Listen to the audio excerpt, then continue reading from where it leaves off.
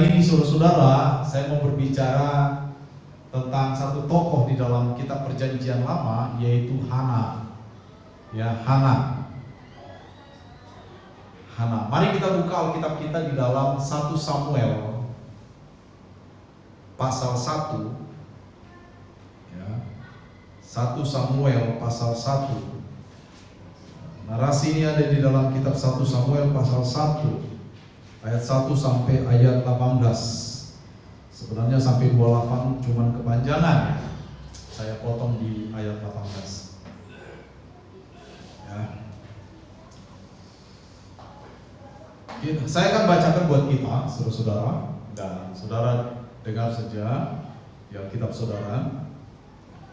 Ada seorang laki-laki dari Ramataim di tanah Zuf, dari daerah pegunungan Efraim, namanya Elkana bin Yeroham bin Elihu bin Tohu bin Zuf, seorang Efraim. Ia mempunyai 2 istri, seorang bernama Hana dan yang lain bernama Penina. Penina mempunyai anak sedangkan Hana tidak.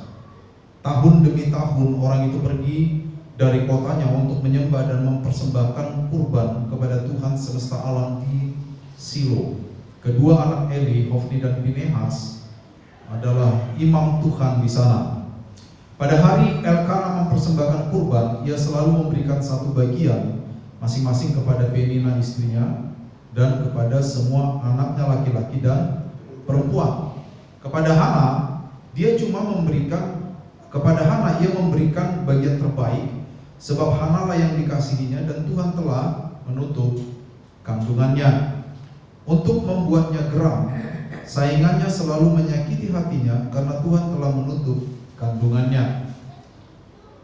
Makanya jangan berencana punya 2 istri ya, saingan. Demikianlah yang terjadi tahun demi tahun. Setiap kali Hana pergi ke rumah Tuhan, Penina menyakiti hatinya sehingga ia menangis dan tidak mau makan. Lalu Elkana suaminya berkata kepadanya, Hana, mengapa engkau menangis? Mengapa engkau tidak mau makan? Mengapa hatimu sedih? Bukankah aku lebih berharga bagimu daripada 10 anak laki-laki? Suatu kali setelah mereka makan dan minum di Silo, berdirilah Hana sementara imam Eli duduk di kursi dekat tiang pintu rumah Tuhan. Dengan hati pedih, Hana berdoa kepada Tuhan sambil menangis terseduh-seduh.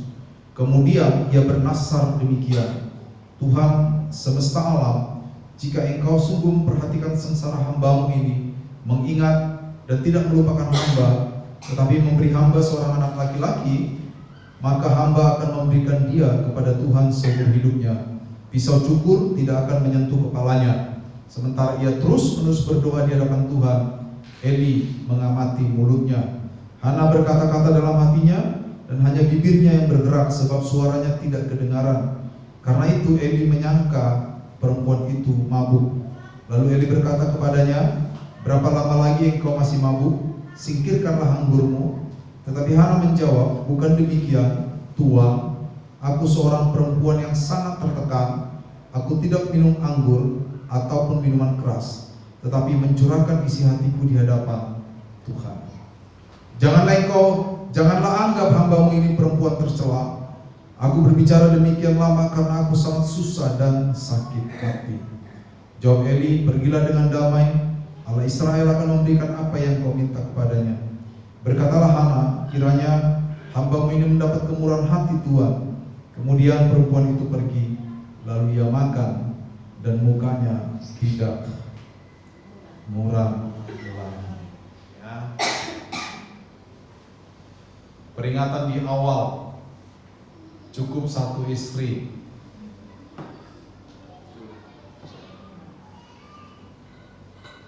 Baik, saudara, Hana. Ya, saya kasih subjudul keputusan yang tepat, karena tidak semua keputusan tepat, ya kan? Tidak semua keputusan tepat. Kadang-kadang, apakah karena ketidaktahuan atau karena kemarahan, kita membuat keputusan yang tidak tepat. Kadang memang kita nggak tahu, tapi lebih sering karena kita marah dengan keadaan lalu kita membuat keputusan yang salah atau tidak tepat. Betul kan saudara? Ya kan? Kita udah tahu nih salah nih, tapi karena kita marah dengan orang, kita marah dengan situasi, kita marah dengan kondisi, kita marah dengan semua kita marahin. Lalu kita membuat keputusan yang salah. Ya, tetapi Hana membuat keputusan yang tepat. Kita mau menjelajahi ini, pemikiran ini, silakan. Nah, saudara-saudara, kalau kita melihat dari ayat 2 dan ayat 6, ya, maka masalah Hana itu adalah dia di madu, ya, madu, ya. Saya tidak tahu kenapa wanita yang diduakan itu di madu. Padahal madu itu kan mahal ya. Harusnya diracun, betul nggak? Ya kan, ini istilah keliru. Ini yang membuat orang senang karena di madu. Wah, enak tuh madu kan, gitu kan? Salah, ini harus kita usulkan ke pemerintah supaya KBBI mengubah istilah ini. Jadi wanita yang diduakan itu bukan di madu, tapi diracun. Saya juga sempat berpikir dan saya geleng ke kiri aja gini. Ya. Di madu dia, saudara-saudara. Istrinya Elkana ini ada 2, Hana dan Penina. Ya. Hana itu tidak memiliki anak, dan kita tahu ya, sering kita dengar hari itu, masa itu nggak punya anak itu aib, kutuk itu. Kalau sekarang orang malah nggak mau punya anak, betul nggak? Iya kan, ada istilah apa? Child free namanya, ya. Bebas anak, jadi mereka menikah saja tidak mau punya anak. Katanya punya anak tuh ribet, ya, bisa merepotkan. Ada banyak alasan, atau mengganggu hormon tubuh kalau hamil. Wah, itu gerakan itu sudah ada, bahkan di kalangan orang Kristen sekarang itu sudah menjalar. Mungkin suatu hari kita perlu bicara itu. Ya, dulu saya sudah persiapkan khotbah tentang itu, tapi saya pikir, aduh, di jemaat saya semua bukan child free, child banyak ini, saya pikir. Jadi nggak jadi saya khotbahkan, udah ada materinya, saudara-saudara. Ya, sekarang begitu. Dulu kalau nggak punya anak, itu aib, seperti dia kena kutuk, begitu. Jadi saudara, jangan bilang, anak ini cuma nggak punya anak kok, lebay sekali, kayak orang kehilangan tumbler. Bukan. Sekarang kan Konoha lagi darurat tumbler kan, pasti banyak nggak tahu kita.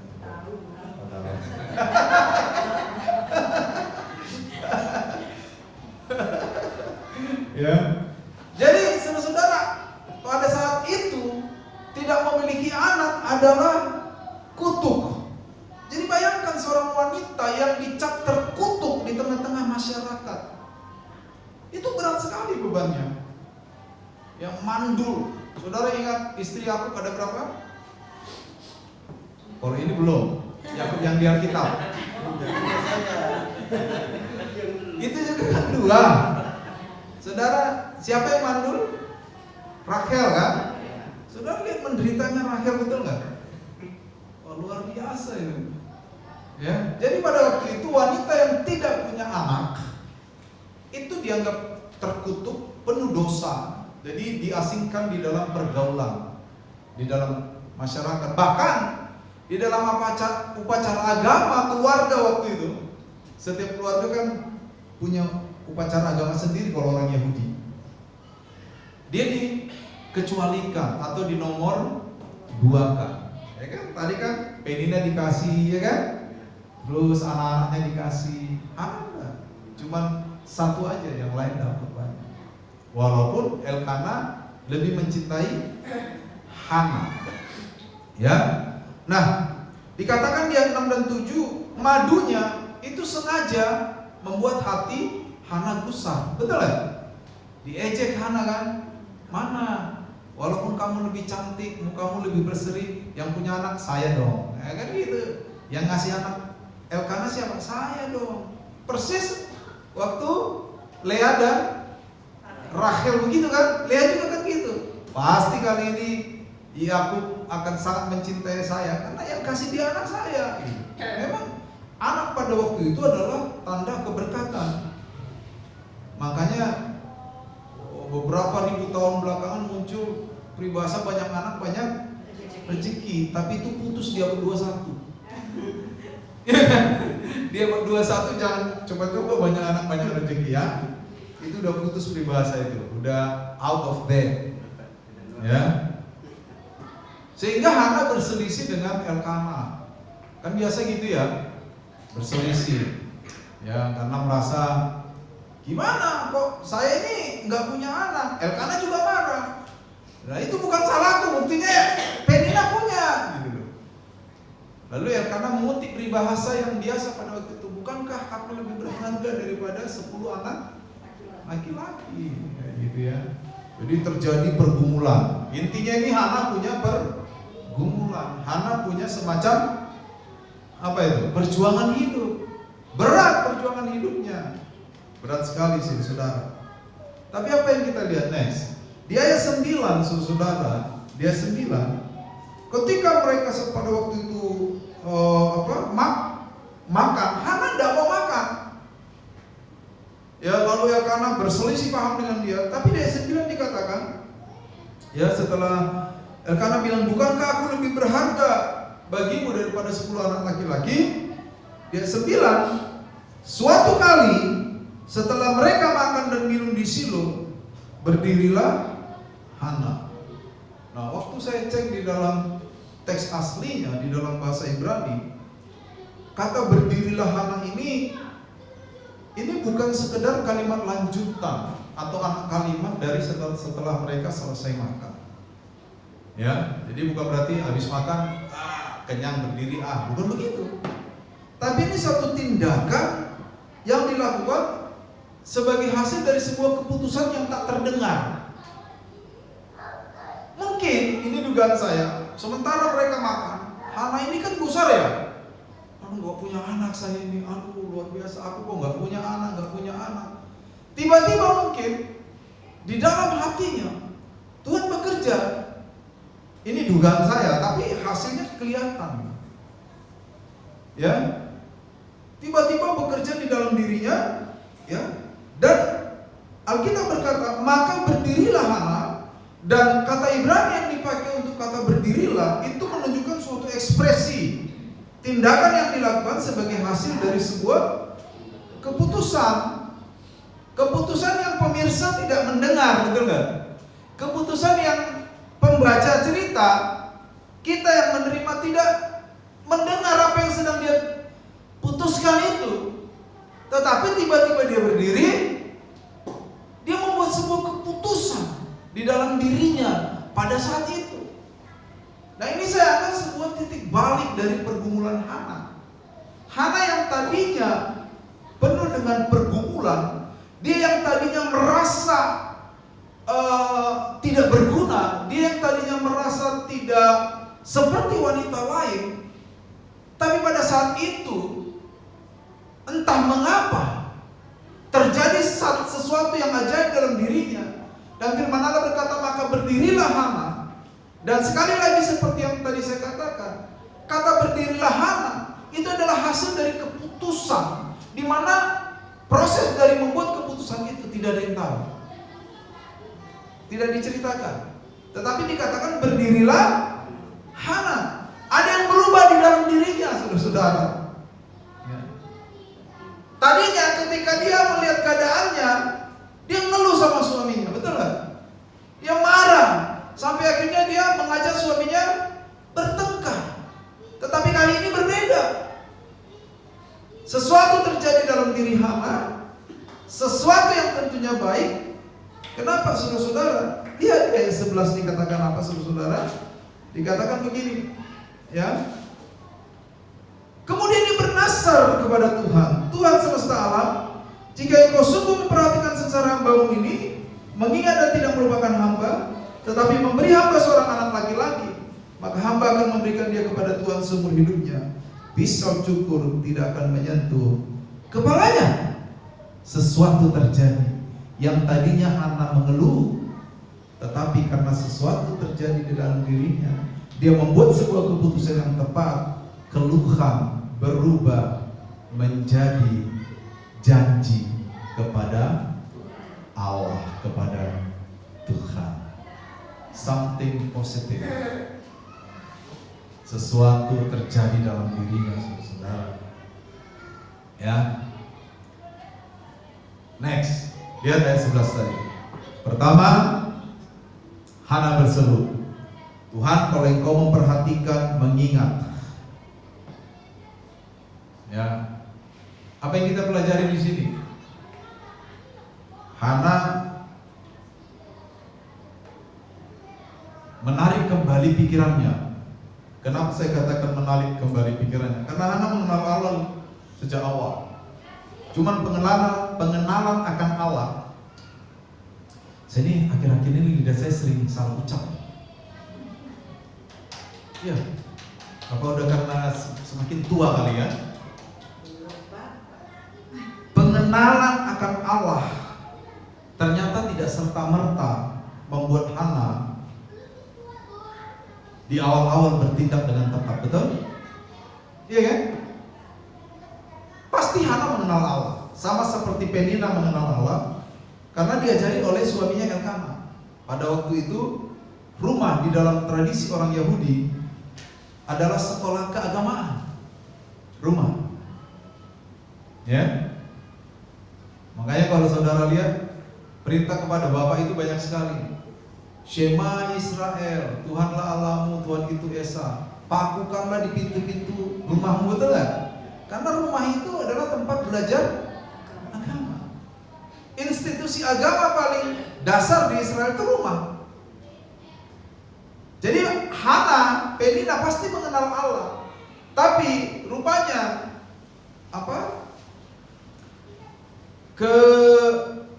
penderitaan atau kesusahan yang dialami oleh Hana itu telah mampu membuat pengenalan akan Allah itu buram. Saudara pernah mengalami itu? Pernah? Sering? Apa sampai sekarang? Iya kan? Kadang-kadang situasi kehidupan kita membuat pengenalan akan Allah itu buram. Kita kenal Allah loh. Saya selalu beranggapan bahwa semua jemaat itu mengenal Allah. Mengenal Allah. Tapi pengenalan akan Allah tidak serta-merta membuat keputusan yang kita buat itu atau membawa kita untuk membuat suatu keputusan yang tepat. Tidak. Pengenalan akan Allah kadang-kadang menjadi buram, samar kalau keadaan kita sulit. Betul? Makanya itu, hati-hati dengan keadaan yang sulit. Maksud saya responnya. Kurang uang, sulit gak? Ini kurang uang aja nih. Anak sekolah, janji rujaan 2 kali lagi dalam sebulan ini. Macam-macam, uang gak ada. Betul? Sering? Apa pernah melihat orang melakukan kejahatan karena kurang uang? Banyak. Ya kan, banyak. Makanya yang hati-hati kalau dalam kesulitan. Kalau kita dalam kesulitan, kita perlu melangkah 3 langkah mundur, lalu tarik nafas 7 kali. Supaya apa? Kita jangan sampai berbuat sesuatu yang salah. Nah, ini penting. Betul? Gelas yang kita sayang ini, sayang betul kita sama gelas ini. Karena gelas ini kita udah pelihara. Saya punya gelas kaca, itu umurnya sudah 21 tahun. Saya beli di Pontianak tahun 2003, berarti 22 tahun. Di Pontianak waktu itu Mall Pontianak baru buka. Saya orang juga ikut, nggak mau ketinggalan saya. Karena saya udah biasa di Jakarta naik mall, saya lancar naik eskalator. Yang lain gini saudara. Loh, saya masih lihat itu di Pontianak, baru buka ini. Saya beli gelas harganya 5.000 karena mall baru buka. Sampai sekarang masih ada gelas putih itu. Sayang kan, kita sayang-sayang, tapi waktu kita marah gelas itu bisa pecah. Betul nggak? Betul nggak? Gelas yang kita pelihara seperti anak kandung sendiri. Ya kan, kayak biji apa itu? Kedelai. Kecap bakau. Kita pelihara seperti anak sendiri. Itu kan gelas kita pelihara seperti anak sendiri. Tapi kalau kita lagi marah bisa pecah deh. Hati-hati dengan kemarahan, hati-hati dengan kesusahan. Lo hati-hati. Kalau kita susah lalu respon kita salah, pengenalan akan Allah itu kabur. Itu yang dialami oleh Hana. Tapi lihat, sekarang tidak. Hana mulai menarik kembali pengenalan akan Allah itu. Ya, dia mengerti bahwa Allah yang dia sembah adalah Allah yang peduli bahkan kepada wanita mandul seperti dia, yang oleh masyarakat dianggap terkutuk, yang oleh masyarakat dianggap aib. Tapi Hana di dalam hatinya, mungkin sementara dia makan tempe dia sendok, Allah peduli. Ingat, kangkung dia sendok, dia tetap Tuhan engkau peduli. Kan setelah makan ini kan dia berdiri kan? Ya, jadi sementara makan dia bergumul dalam hatinya, tapi dia tarik kembali pengenalan akan Allah itu di tengah-tengah situasi yang sulit, di tengah-tengah situasi yang rumit. Yang tadinya Allah itu buram, dia bukan tidak kenal Allah, dia kenal Allah tapi menjadi buram karena hati dan sikapnya. Dia mulai membuang semua keburaman itu, dia tarik kembali Allah tepat di hadapannya. Ini Tuhan yang aku sembah, Tuhan yang peduli. Itu yang saya bilang tadi, pergumulan yang oleh pemeriksa tidak ketahui, kan tidak ada kan? Tapi terungkap dari kata-katanya, betul gak? Ya. Selanjutnya saudara-saudara, dia membuat sebuah deklarasi atau pernyataan. Allah adalah Allah yang peduli, Allah adalah Allah yang berbelas kasihan, Allah adalah Allah yang penuh dengan anugerah dan kasih sayang. Kata-kata ini adalah kata-kata yang terus-menerus muncul di sepanjang Alkitab. Betul? Apalagi Mazmur 136. Ada 26 ayat, semuanya setiap ayat bersahutan bahwasanya untuk selama-lamanya kasih setia Tuhan, kasih sayang, belas kasihan. Ya, itu artinya kasih setia Tuhan. Ya. Jadi Hana menarik kembali pengenalan akan Allah menjadi hal yang utama dalam dirinya. Oke, saya bareng, saya mandul. Oke, saya tidak punya anak. Oke, saya menjadi aib di tengah masyarakat. Oke, saya dianggap terkutuk. Tapi sementara saya makan, ada pengenalan akan Allah yang tarik kembali. Lalu dia berdiri dengan sebuah keputusan. Saudara lihat, sesuatu yang baik terjadi di dalam dirinya ketika dia menarik kembali Allah di hadapannya dengan jelas. Jadi kuncinya apa? Kalau kita punya persoalan hidup, saya tidak pernah bilang persoalan hidup itu gampang kita hadapi. Nggak ada yang gampang di dunia ini, betul? Walaupun kata orang cinta akan uang adalah akar dari semua kejahatan, kurang uang juga bisa jadi akar dari semua kejahatan, betul kan? Tapi yang saya maksud di sini adalah ketika saudara mengalami sakit, ketika saudara kurang uang, ketika saudara sulit dalam hidupmu, ketika tampaknya tidak ada lagi pintu terbuka, bawa Allah di depanmu dengan jelas.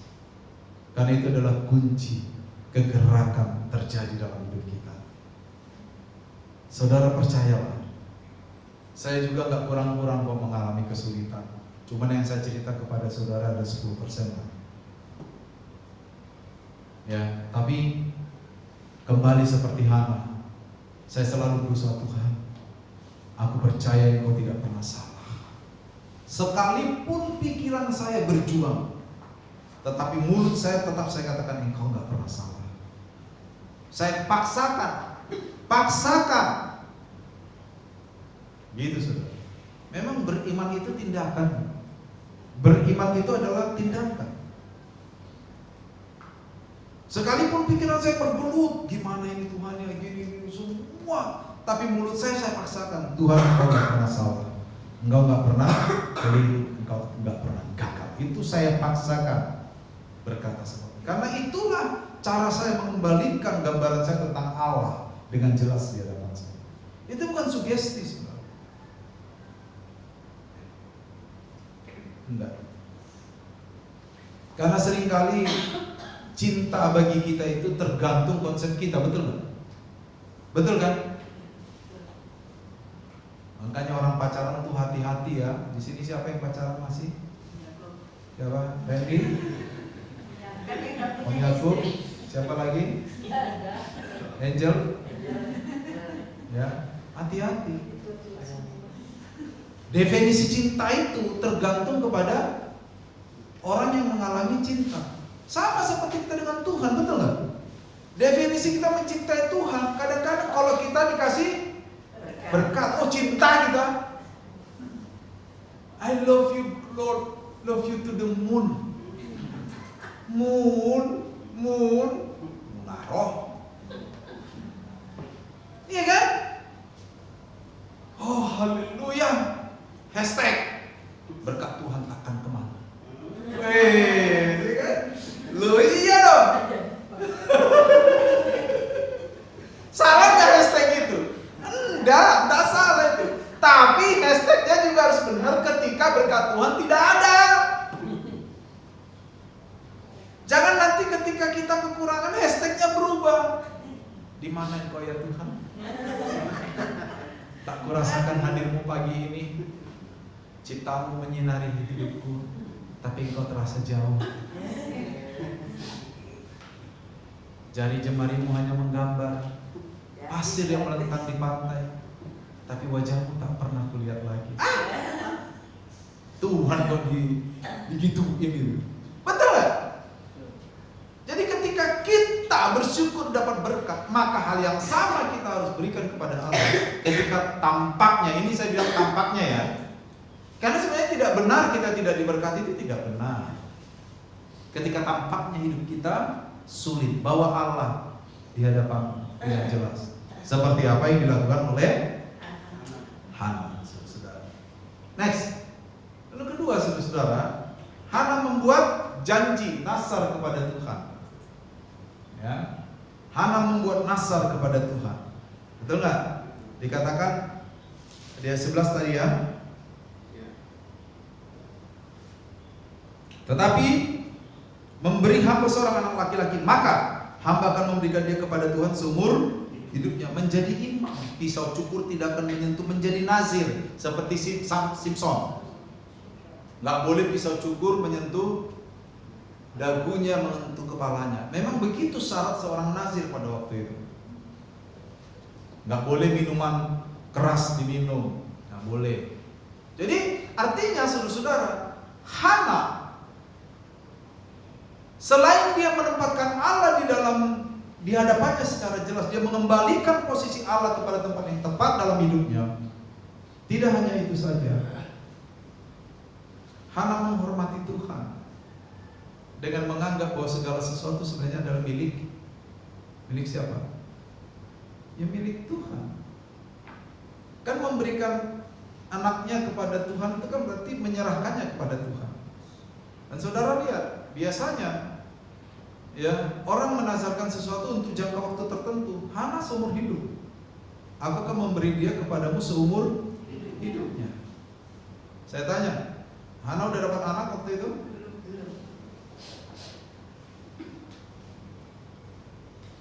Pada waktu itu, ya hal yang lumrah adalah orang dari suku Lewi yang melayani bait Allah, betul? Mereka dari suku apa? Hah? Suku apa? Ayat 1, seorang Efraim. Iya kan?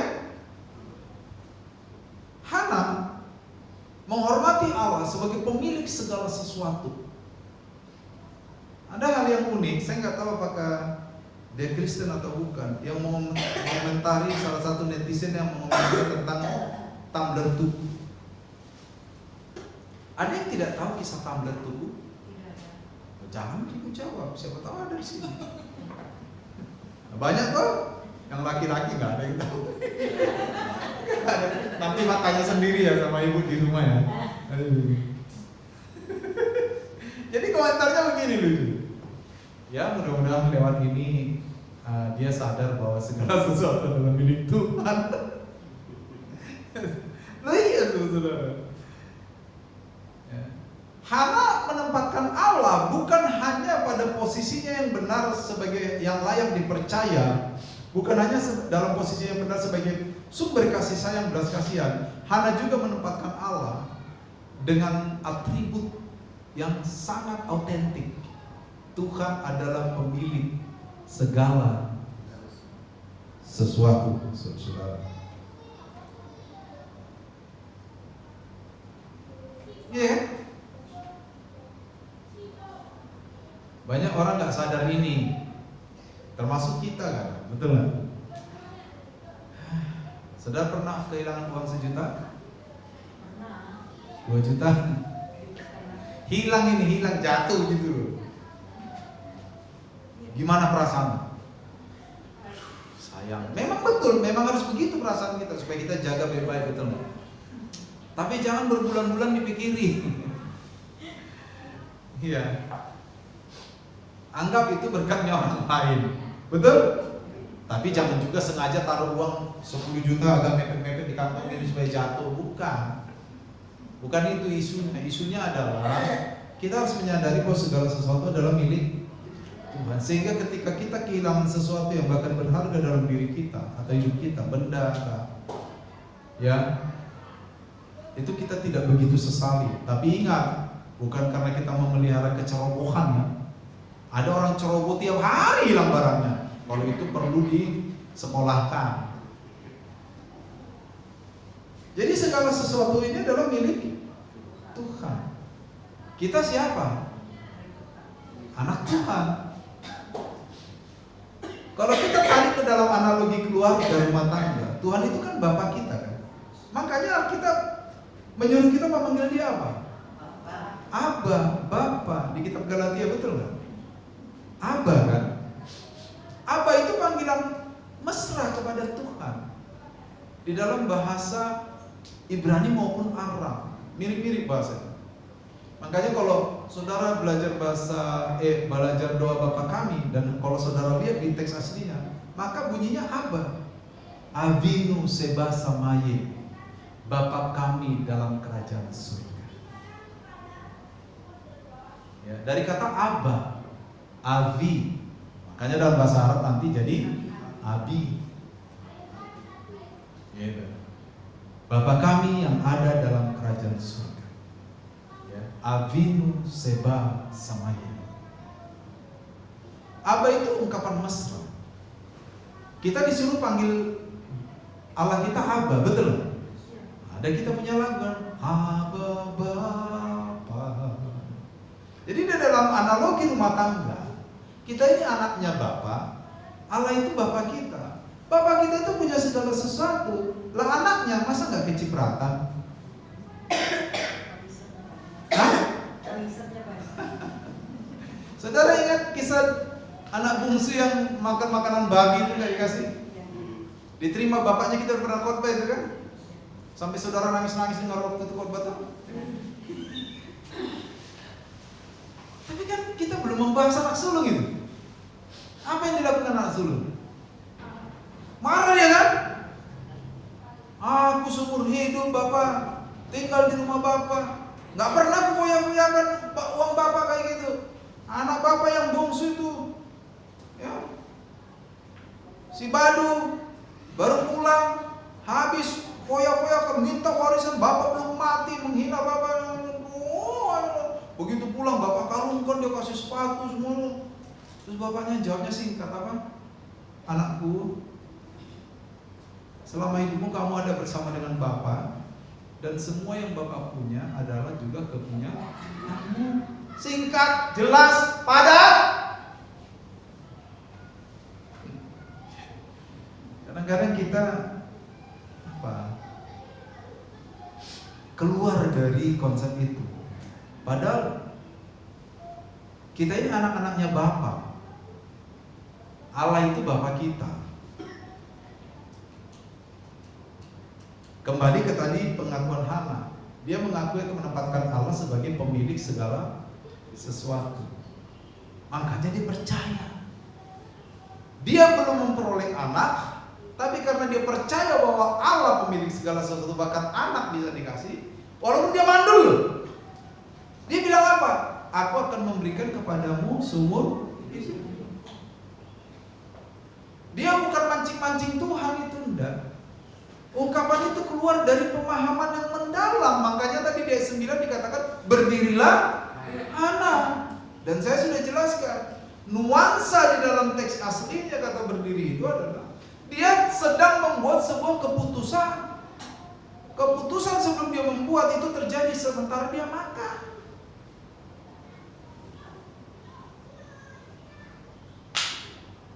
Itu saudara-saudara.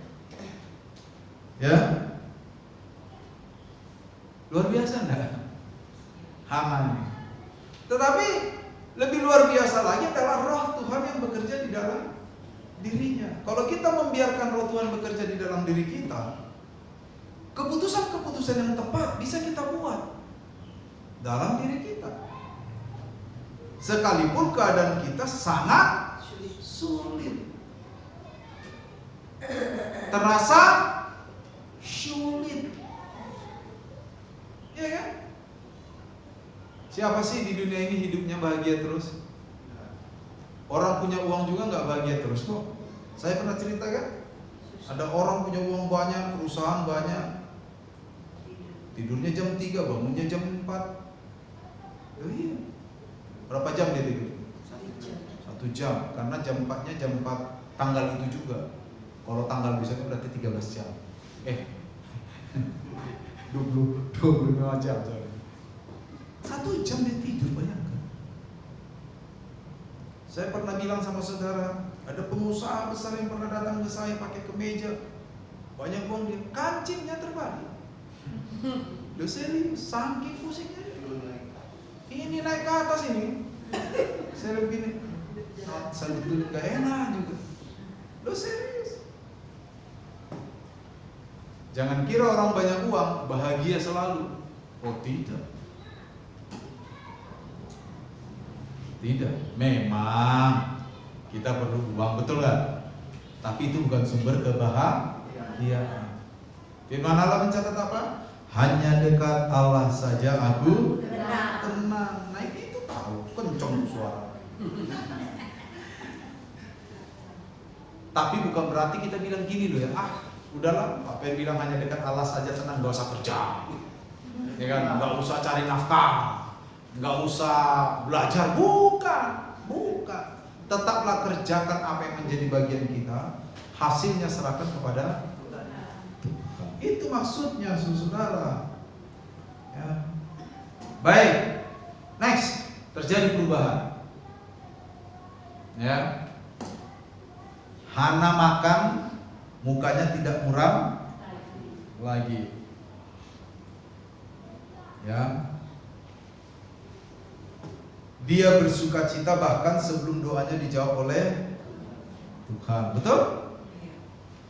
Kadang-kadang kalau manusia kan berdoa dijawab baru bersukacita, betul nggak? Jadi urutannya itu doa bla bla bla bla bla sama Tuhan dijawab. Hore kan gitu kan? Jarang orang yang doa dulu, hore baru dijawab. Nah ini Hana ini dia hore dulu sebelum dijawab. Sekali lagi horenya itu bukan hore yang kualitasnya rendah. Sukacitanya lahir dari keputusan yang tadi. Makanya sebenarnya titik core-nya ini di mana nih? Intinya ini di mana sebenarnya? Hah? Apa tadi judulnya tuh? Hana, di bawahnya apa? Nah itu titik intinya tuh di situ. Selama kita membuat keputusan yang tepat berdasarkan firman Allah, sebenarnya sukacita itu menyertai kita. Pasti menyertai. Saya bukan anti materialis, saya bukan anti harta. Kalau boleh, saya juga dikasih harta sama Tuhan. Kalau boleh kan gitu kan? Mak Jero 1, kalau boleh. Hah? Oh, berarti berganti. Ya kan? Ya, kalau boleh kan gitu kan? Kalau boleh. Tapi kan bukan itu inti iman kita, betul nggak? Coba baca di 1 Timotius. Karena mengejar kekayaanlah banyak orang terperosok melakukan dosa. Bukan nggak boleh kaya, boleh. Bahkan di situ dibahas. Beritakan kepada mereka yang kaya supaya mereka mempergunakan uangnya dengan tepat, benar. Ada. Bukan nggak boleh kaya, tapi jangan mengejar kekayaan. Kita harus proporsional dong. Jangan kayak saya pendeta di desa kayak gini, sumpah bandingkan diri saya sama Gubernur Iqbal. Nggak sama. Tuhan, bukankah hamba adalah apa yang kau beri?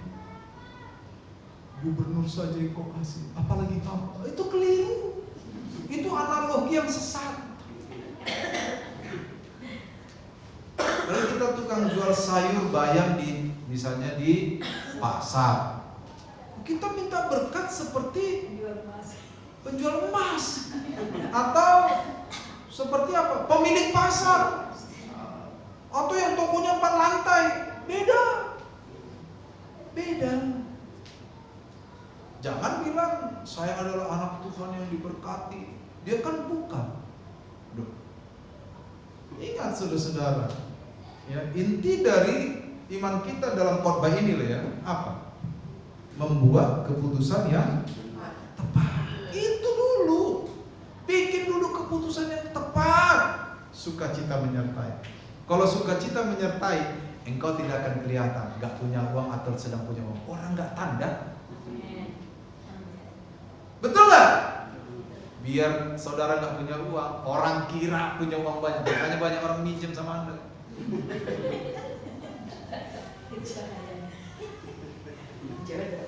Lalu dengan malu-malu Anda bilang, saya juga gak punya, Pak. Karena mereka gak percaya. Tapi wajah Bapak ini seperti orang banyak uang, Bapak. Karena apa? Ada sukacita dari dalam, diakibatkan karena keputusannya tepat. Betul kan? Gitu saudara.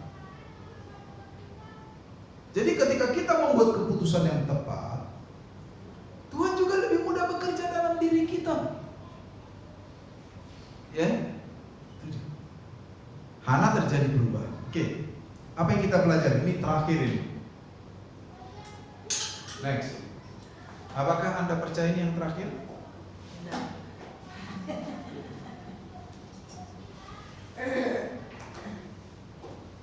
Yang tadi dulu, langsung dipercepat. Saya tidak percaya. Beda.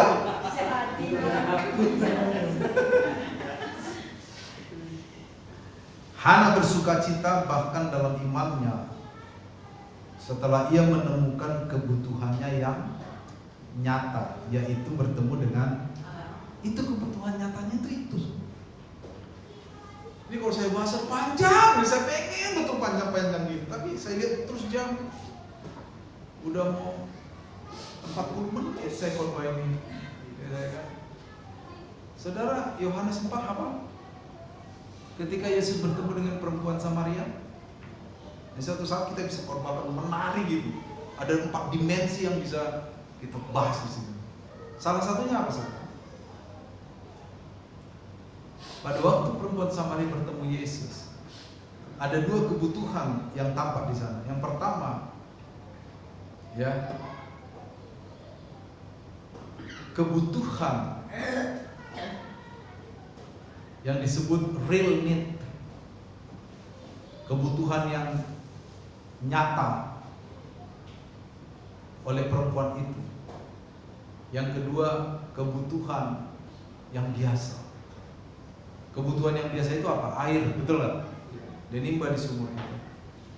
Tapi di dalam diri perempuan itu ada kekosongan yang tidak terisi oleh apapun. Itu yang disebut real need-nya. Apa itu? Bertemu keselamatan. Iya kan? Makanya Yesus langsung bilang, hari ini kamu tidak lagi menyembah di Gunung Gerizim seperti nenek moyang orang Samaria, atau tidak seperti orang Israel, Yahudi, menyembah di Gunung Sion. Hari ini kamu akan menyembah Tuhan di dalam roh dan kebenaran. Itu yang dibutuhkan.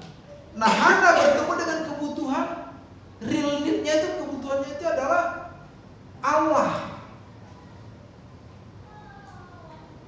Nah, itu dia saudara. Ini yang penting ini. Ketika Hana bertemu dengan kebutuhan yang nyatanya itu Allah, kan terjadi kekosongan nih di dalam diri Hana. Betul? Walaupun kita makan 2 piring, yang penuh itu apa? Perut kan? Selama kita tidak menemukan Allah, tetap ada yang kosong di dalam hidup kita, yaitu tidak adanya Allah. Hana bertemu dengan Allah pada waktu itu. Dia mengembalikan Allah ke tempatnya yang proporsional. Dia memuji Tuhan sebagai pemilik segala sesuatu. Dia mengalami Allah. Nah, ini yang perlu kita alami seperti Hana ini. Kita harus mengalami Allah. Kalau kita mengalami Allah, iman kita akan menjadi perisai. Bukan hanya sekedar iman. Coba Efesus pasal 6 dikatakan, perisai iman, betul? Perisai iman itu iman yang sudah menjadi perisai. Sama seperti Sadrak, Mesak dan Abednego. Waktu mereka bertemu dengan Allah, hukuman mati pun mereka nggak takut, ya kan? Bahkan mereka bilang, kalaupun kami harus mati di api ini ya sudahlah. Tapi ingat, Tuanku Raja Nebukadnezar, kami nggak akan sembah patung Tuanku. Santai aja bro. Kamu mau campakkan kami ke api itu silakan. Kalaupun kami mati, enggak akan kami sembah patung Tuanku Raja itu. Berani mereka 3 ngomong gitu. Kenapa? Mereka sudah memiliki Allah. Real need-nya itu udah terisi, udah gak ada kekosongan. Itu yang membuat mereka sukacita, imannya menjadi perisai. Ya, oke. Next, terakhir. Ini baru betul-betul terakhir ini. Tolong jangan majukan dulu bro. Ini terakhir ini. Iman Hana dimulai dari sebuah keputusan yang tepat, diikuti dengan pengenalan Allah yang benar, diakhiri dengan tindakan memuliakan Allah. Iman itu harus tampak dalam perbuatan. Makanya Yakobus bilang, iman tanpa perbuatan adalah nekros, mati, tanpa nafas, tidak bergerak, mayat. Iman tanpa perbuatan adalah mati. Saya pikir tidak usah saya jelaskan lagi, ini saudara saya dari wajah udah mengerti semua. Jadi saya tutup saja khotbah ini. Tuhan memberkati kita semua.